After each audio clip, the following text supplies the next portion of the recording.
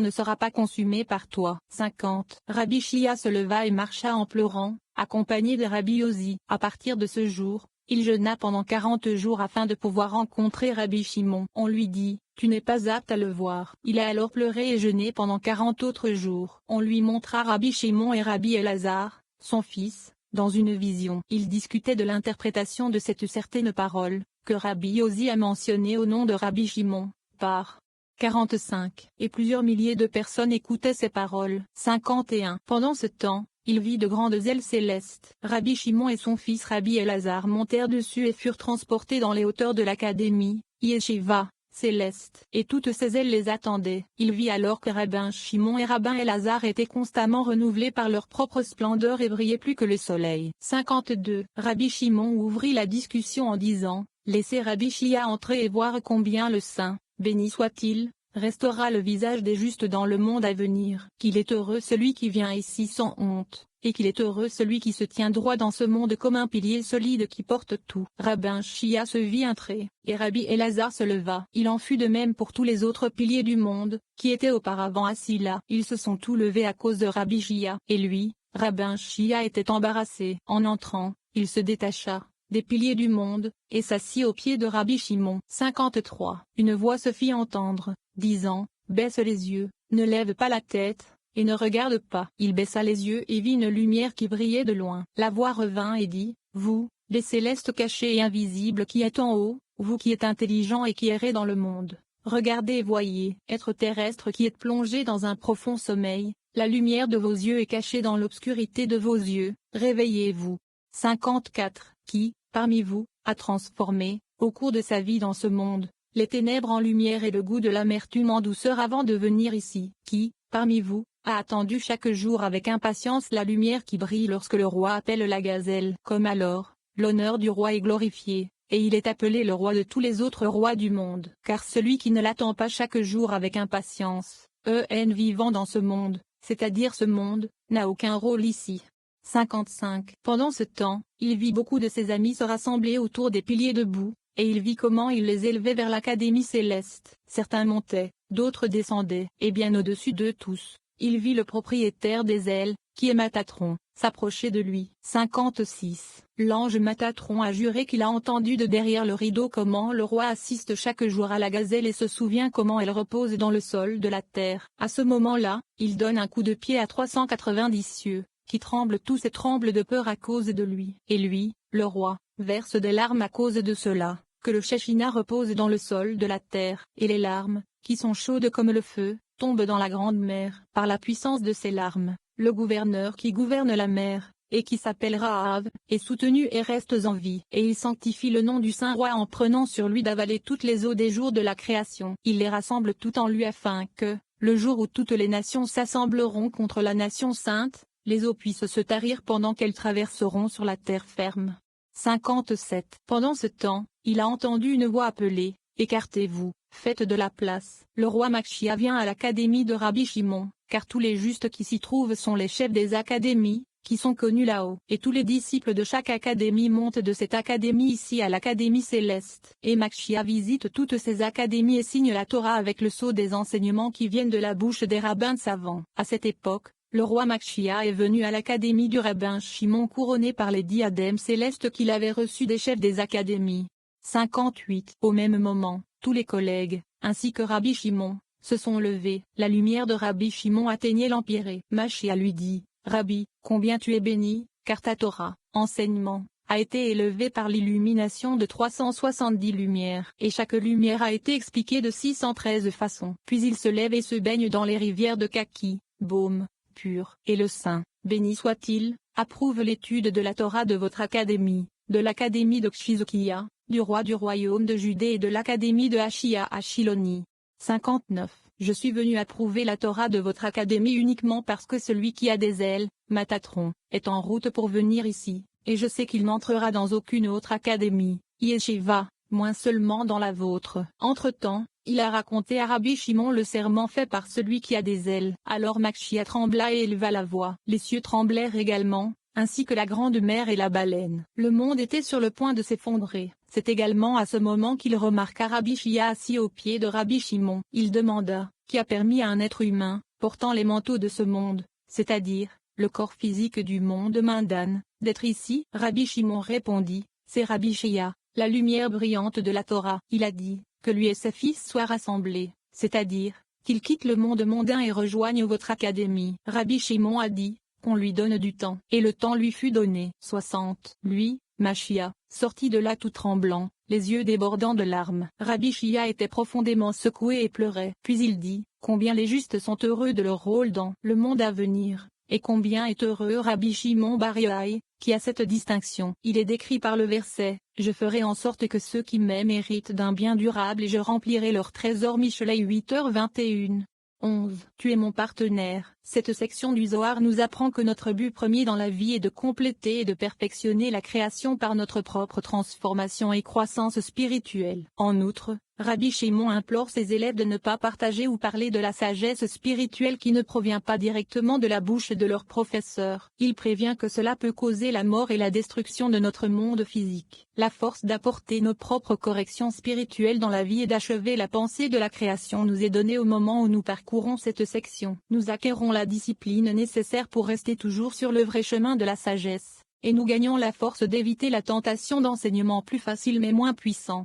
61. Au commencement, Bereshit. Rabbi Shimon a ouvert la discussion avec le verset et j'ai mis mes paroles dans ta bouche. Yeshaïa 51:2.16, ce qui signifie combien il est important pour une personne d'étudier laborieusement la Torah jour et nuit. Très important, car le Saint, béni soit-il, écoute attentivement les voix de ceux qui s'occupent de l'étude de la Torah, et chaque mot qui reçoit une nouvelle interprétation par une personne qui se plonge dans l'étude de la Torah crée un nouveau ciel. 62. Nous avons déjà appris qu'au moment où une nouvelle phrase ou une nouvelle façon de comprendre est instruite par une personne quelconque, cette phrase monte et est assemblée devant le Saint, béni soit-il, et le Saint, béni soit-il, reçoit cette nouvelle phrase et l'accepte. Il l'orne également de 70 couronnes de lettres gravées et inscrites. Et cette nouvelle phrase de sagesse qui a été révélée est ensuite placée sur la tête du tzaddik éternel. Puis elle s'envole et flotte à travers 70 000 mondes jusqu'à ce qu'elle atteigne Atikiomin, qui est la séphira de Keter. Et tous les mots de Atikiomin sont des phrases de sagesse comprenant des mystères sublimes et cachés. 63. Lorsque cette phrase de sagesse est révélée ici,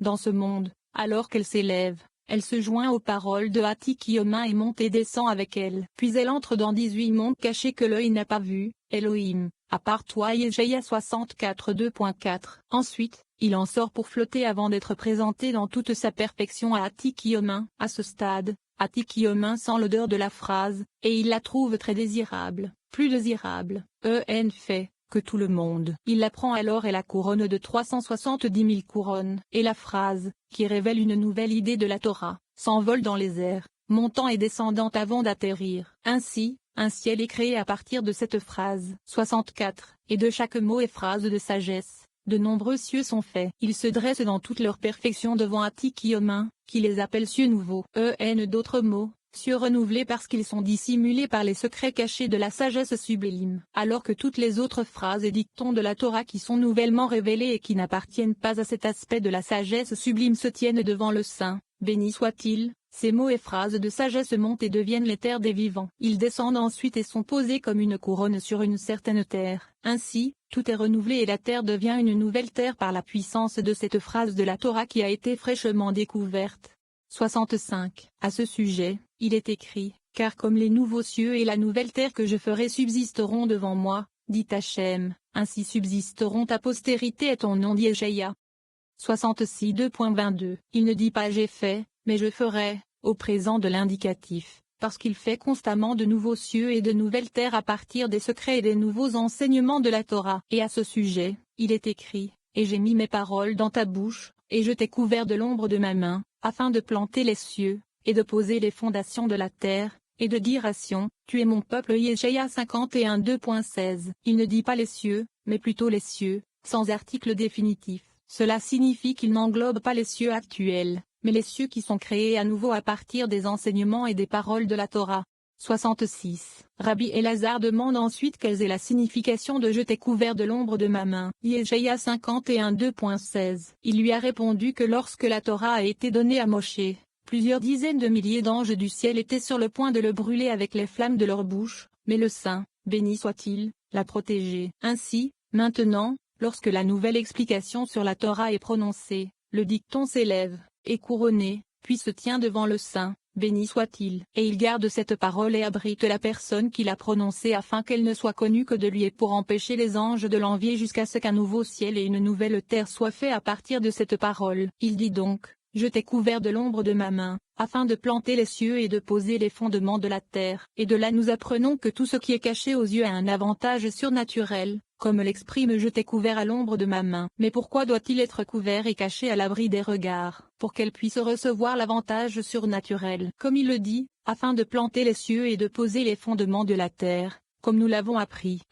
D'autres termes, pour faire de nouveaux cieux et une nouvelle terre. 67. Édiation. Tu es mon peuple. Yeshaya 51 2.16. L'expression édiation signifie qu'il faut dire à ces nouvelles terres et à ces paroles saintes qui sont marquées et placées les unes sur les autres, en se référant aux nouveaux enseignements de la Torah. Tu es mon peuple. Ne dites pas ami, mon peuple, Ata, vous êtes, mais plutôt Imi, avec moi, Ata, vous êtes. Ne dites pas ami Ata, avec le volet Pata, mais plutôt Imi Ata, avec le volet Kshirik, qui signifie, sois mon associé. De même que j'ai fait les cieux et la terre par mes paroles, comme il est écrit, par la parole d'Hachem, les cieux ont été faits. Zilim 33 2.6. De même, par vos paroles de sagesse, vous ferez de nouveaux cieux et de nouvelles terres. Quelle chance et quel mérite pour ceux qui se consacrent à l'apprentissage et à l'enseignement de la Torah. 68. Ainsi, on peut dire que les paroles d'une nouvelle explication par n'importe quelle personne, même celle qui ne sait pas ce qu'elle dit,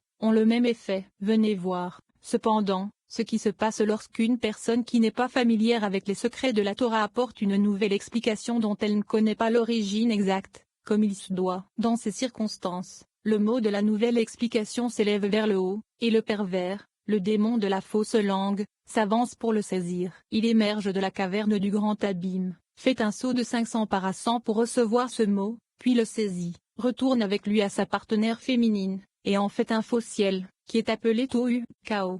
69. Le pervers s'envole alors dans ce faux ciel, traversant 6000 parasangs d'un seul bond. Et dès que ce faux ciel est formé, une prostituée surgit, s'empare de ce faux ciel, et participe à son volume. De là, elle part massacrer par milliers et dizaines de milliers. Car tant qu'elle s'attache à ce ciel, elle a l'autorité et la capacité de voler et de traverser le monde entier, d'un bout à l'autre, en un instant. 70. Et à ce sujet, il est écrit, malheur à ceux qui tirent l'iniquité avec des cordes de vanité. Yeshaya 5h18. L'iniquité est liée à l'homme, et le péché comme avec une corde de charrette. Ibidem. Qu'est-ce que le péché? C'est la femme, à savoir les prostituées. Le genre est sous-entendu dans la phrase, et péché comme avec une corde de charrette. Celui qui pêche, attire l'iniquité, c'est-à-dire le mal de la clipa, avec ses cordes de vanité. Et ensuite, attire le péché comme si c'était une corde de charrette. Ainsi, il en tire sur lui cette femelle, qui est appelée péché, lorsqu'elle devient forte et s'envole pour tuer des êtres humains. C'est pourquoi, elle a abattu de nombreux blessés mortels. Michelet 7h26, qui a terrassé ce péché qui tue les êtres humains, et qui a causé tout cela. Ce disciple, étudiant de la Torah, qui n'a pas gagné le droit d'enseigner, mais qui le fait. Ainsi, que le miséricordieux nous sauve. 71. Rabbi Shimon dit à tous les amis du groupe, je vous prie tous de ne pas prononcer de mots de la Torah que vous n'avez pas entendus d'un grand arbre un savant, et que vous n'avez pas appris correctement, afin que vous ne soyez pas à l'origine du fait que cette prostituée, ce péché, tue des multitudes d'êtres humains sans raison. Ils répondirent tous, que le miséricordieux nous sauve tous. 72. Venez et voyez, le Saint, béni soit-il, a créé le monde en utilisant la Torah. Et cela a été expliqué dans le verset, alors j'étais auprès de lui comme un apprenti, et j'étais chaque jour tout son plaisir. Michelet 8h30. Ceci s'applique à la Torah, avec laquelle le Saint, béni soit-il, s'est amusé pendant 2000 ans avant la création du monde, par 22. Il a regardé la Torah une fois, 2 fois, et 3 fois. La 4e fois, il s'est adressé à eux. Finalement, il a utilisé la Torah pour enseigner au Fils de l'homme comment ne pas être trompé et comment étudier la Torah correctement. Comme il est écrit, alors il vit et déclara, il l'établit et le rechercha. Et il dit à l'homme, Io 28 2.27-28. Alors il vit, c'est une fois, il le déclara, c'est 2 fois, il l'établit, c'est 3 fois, et il le rechercha, c'est la 4e fois. Alors il leur dit, comme il est écrit, et il dit à l'homme. 73. Ainsi, selon ces 4 temps, ou étapes, exprimée comme suit. Alors il l'a vu et l'a déclaré, il l'a établi et l'a recherché. Io 28:2.27-28, le Saint a créé ce qu'il avait créé, et il n'a pas accompli sa mission avant.